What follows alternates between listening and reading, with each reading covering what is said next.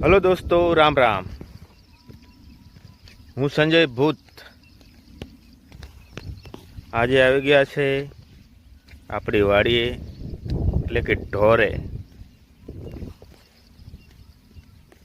BT કપાસ 2024 પારા બાંધે એવો થઈ ગયો છે। સારા એવો કપાસ છે, એમાં કંઈ ખામી નહીં, પણ હજુ સુધી વરસાદ બહુ ઓછો છે। ભગવાનને પ્રાર્થના કરું છું એકવાર તલાવડા